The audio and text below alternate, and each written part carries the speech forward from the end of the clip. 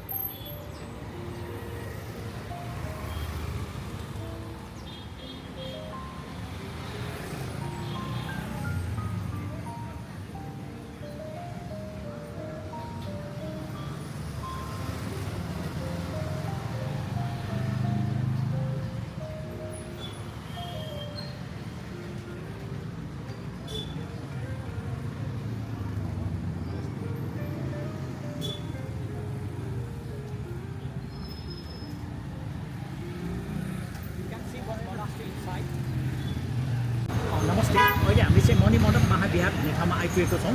यो चाहिँ हाम्रो परिवर्ती शिक्षा वा बुद्ध धर्मको 1 देखि 10 कक्षा पढाउनेको लागि चाहिँ यो एक्जामिनेसन सेन्टर हो। यहाँबाट चाहिँ कपी जाँच गरिन्छन्। काठमाडौँमा चाहिँ अहिले बुद्ध धर्मको नाममा चाहिँ 1 देखि 10 कक्षासम्मको मात्र पढाइ हुन्छ। त्यसपछि हामीसँग 11 देखि 20 वा चाहिँ शुद्ध पितक, विनय पितक र अभिधर्मको बारेमा छैन। तर अब आउँदो फागुन 21 गते चाहिँ शुद्ध पितक, 22 गते चाहिँ विनय पितक र 23 गते चाहिँ अभिधर्म पितकको पाठ चाहिँ लुम्बिनीमा हुँदैछ। र अब हामी चाहिँ भित्र जान्छौँ।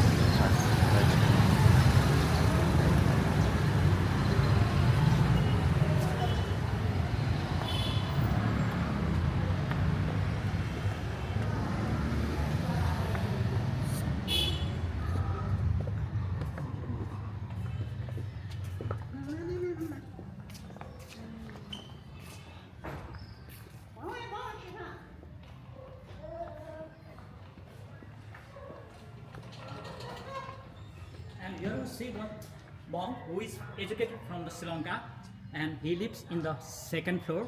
So we have the praying room in the ground floor, and the 2nd room as a devotee, and the 3rd floor is his residence. So we have only one monk living in this monastery. So यस्तो मध्यकालीन बिहारहरू र लिच्छवीकालीनमा चाहिँ काठमाडौँमा धेरै बिहारहरूको विकास भएको थियो र मल्लकालीन समय र लिच्छवीकालीन बिहारहरूको जनसङ्ख्या यो सङ्ख्या गर्ने हो भने चाहिँ 1000 जति पुग्दछ, किनकि बिहारहरूको सङ्ख्या पनि धेरै सानो छ र सबै हाम्रो बिहारहरूको सङ्ख्या जोड्दाखेरि लगभग नालन्दा विश्वविद्यालयको जति मात्र क्षेत्रफल हुन आउँछ, किनकि नालन्दा विश्वविद्यालयमा चाहिँ 10 किलोमिटर लम्बाइ र 5 किलोमिटर चढाइ भएको चाहिँ ठुलो महाविहार हो। भारतमा चाहिँ 31 वटा महाविहारको चाहिँ पतन चाहिँ 12औं शताब्दीमा भएको थियो। टर्किस एकजना अख्तियार बख्तियारजीले चाहिँ विनाश गरिसकेपछि काठमाडौँमा चाहिँ बुद्ध धर्मको प्रचार प्रसार भएको थियो। योभन्दा अगाडि पनि लिच्छवीकालीनमा चाहिँ वैशालीबाट आएको उहाँले चाहिँ बुद्ध धर्मको विकास गरेको थियो, जुन बेला चाहिँ राजा आफै पनि भिक्षु भएर बस्ने गर्दथ्यो। तर मल्लकालीनमा चाहिँ 14th सेन्चुरीमा चाहिँ जनसङ्ख्या घट्दै गएको जाँदाखेरि चाहिँ जनसङ्ख्या वृद्धिको लागि चाहिँ जयस्थिति मल्ल भन्ने राजाले चाहिँ भिक्षुहरूलाई चाहिँ घरैमा बस्नुपर्ने नियम बनाउनु भयो। त्यसरी चाहिँ बुद्ध शासनको पतन चाहिँ 14th सेन्चुरीमा भयो र पपुलेसन इन्क्रिज गर्नुपर्छ भन्ने सिद्धान्त आयो र युद्ध शमशेरको समयमा पनि नेपालमा बुद्ध धर्म विकास भएको थियो। त्यसपछि हाम्रो 2001 देखि र अहिलेसम्ममा चाहिँ 80 वर्षको बुद्ध धर्मको मात्र हामीसँग चाहिँ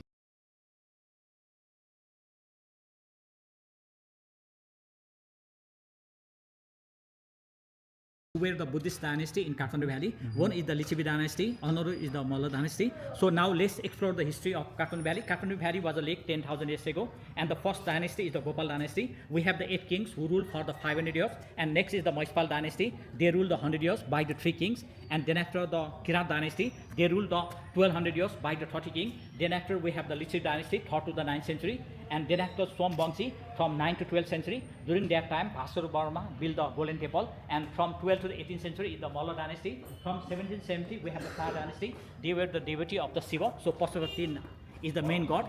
Shiva is the god of God according to this philosophy. Life, according to Buddhism, we have incomplete some knowledge.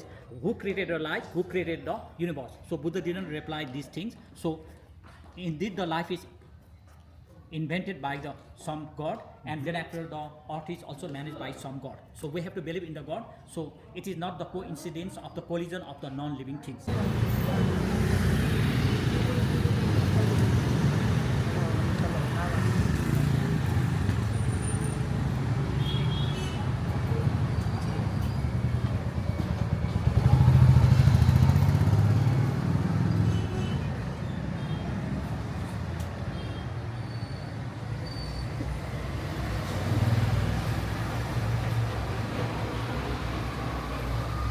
So what we see on the top is the mandala that is designed in the 12th century.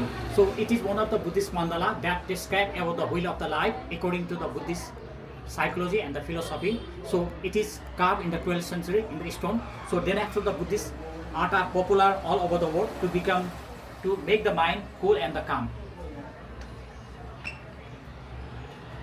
And thank you Akasanji. Now we are going to the main temple, that is the Buddha temple. So main Buddha is made with the gold that amounts about the 55 kg.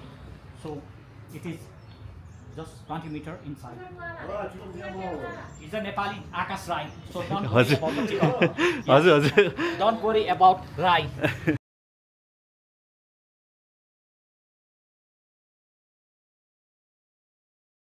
Buddha temple are in the white dome shape, but sometimes the Buddha temple has been also made in the pagoda and the Sikhar style, thinking that the liberation of the life from the sanskar is the important for all the living beings. They think, yeah, Buddha was very much worried about the life of the earth, so he started his teaching after doing the 6 years meditation. He discovered the Four Noble Truths. There is suffering.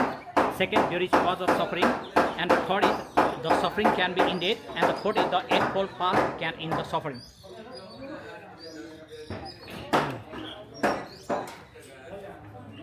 So on the right side, you see people are burning the light. So according to the Buddhist teaching, if you burn the light, you will get the knowledge. So there is explanation of every karma and karma fall in his text Tripitaka. So if you offer the water, then your life will be long. So Buddha has explained about every karma and its result, but the Lord Krishna explained about the karma in very short. Whatever happens for the good. So do the karma, don't expect the fruit.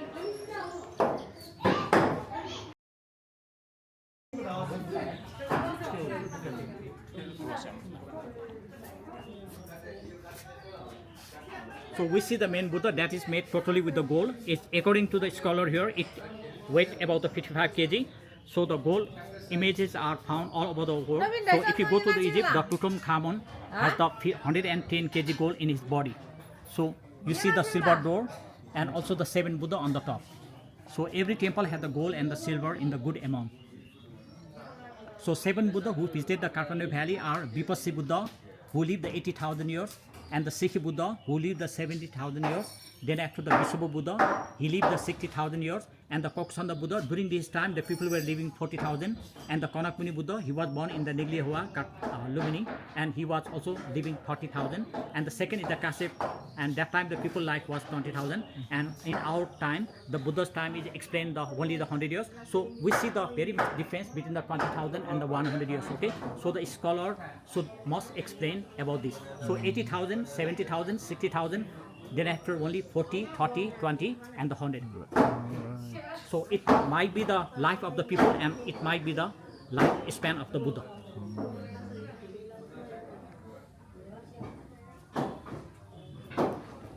यो चाहिँ हाम्रो वज्र हो, यो बुद्ध धर्मको दर्शनमा आधारित हो। यो कसैले आविष्कार गरेको थियो। यो वज्र भन्नाले चाहिँ एउटा चाहिँ शक्तिको रूपमा लिन्छ अनि यसमा चाहिँ हाम्रो 8 वटा आर्म्स पनि देखिन्छ। कसले चाहिँ आर्य असाङ्गिक मार्गको शिक्षासँग पनि कनेक्सन गरेको छ। धेरै भगवानहरूले चाहिँ वज्र हातमा लिएको देखिन्छ हैन।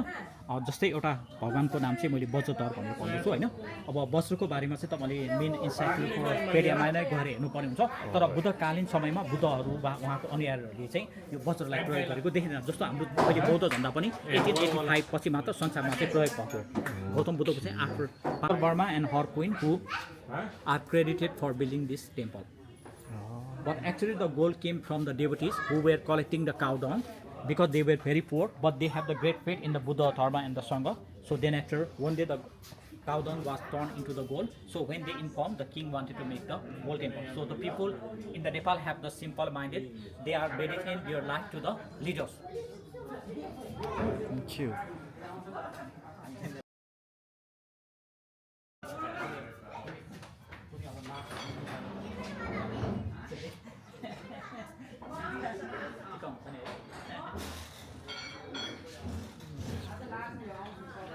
अहिले चाहिँ हाम्रो यो रिनोभेसन चाहिँ हैन आफ्नै राशिमा चाहिँ भइरहेको छ। भारत सरकारले चाहिँ रिनोभेसन गर्ने कुरा आएको थियो 25 करोड रुपैयाँमा। तर के भयो भन्दाखेरि अलरेडी यहाँको सामानहरू हराउने डर र उनीहरूको भारतीय शैली आउला भन्ने डर भयो, किनकि शिलालेखमा पनि उनीहरूले भारतीय शब्द लेख्न सक्छ। तर हामीले यहाँभन्दा अगाडि चाहिँ अब महाबुद्ध जाने क्रममा चाहिँ एउटा बिहार छ, ज्येष्ठ वर्ण महाविहार, जुन चाहिँ भारतले एकदम वैज्ञानिक तरिकाले बनाएको छ, जुन चाहिँ एकदम जीर्णोद्धार अवस्थामा थियो, जीर्ण अवस्थामा थियो। हामी चाहिँ त्यो हेर्नेछौँ महाबुद्ध जाने क्रममा। यो पनि वज्र नै हो। वज्र के हो भन्ने कुरा चाहिँ हामीले डिक्सनरी वा इन्साइक्लोपिडियामै हेर्नुपर्छ। गौतम बुद्धको समयमा कसैले प्रयोग गरेको देखिँदैन, तर पछि चाहिँ धेरै भगवानले चाहिँ वज्र हातमा लिएको देखिन्छ। यसलाई शक्तिको रूपमा लिन्छ।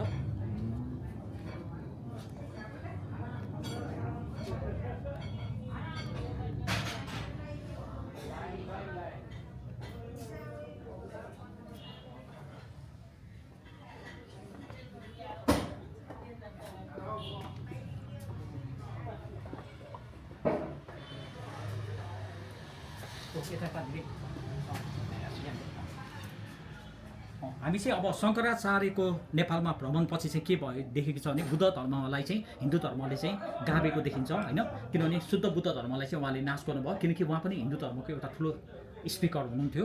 र यहाँ चाहिँ हामीले महाकाल देख्दैछौँ। महाकाल भनेको चाहिँ गड अफ टाइमको रूपमा लिन्छ, महाकाल होइन। उहाँहरू चाहिँ यहाँको चाहिँ पुजारीहरू हुनुहुन्छ। उहाँको काम चाहिँ सरसफाइ गर्ने अनि दान चाहिँ जम्मा गर्ने, दान सर्जा गर्ने। उहाँहरू जीविका चाहिँ दानबाट धर्मबाट बाँच्नुहुन्छ। धर्म अहिले हामी महाकाल भन्ने भगवान्सँग चाहिँ भेट्न आइरहेका छौँ।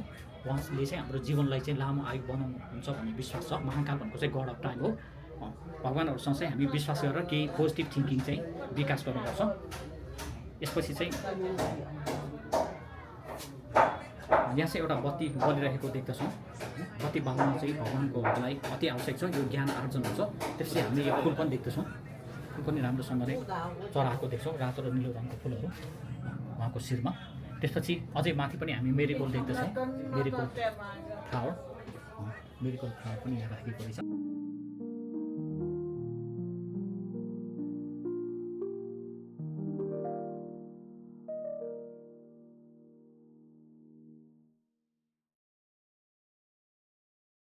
धन्यवाद। आर्जन गर्नुहुन्छ।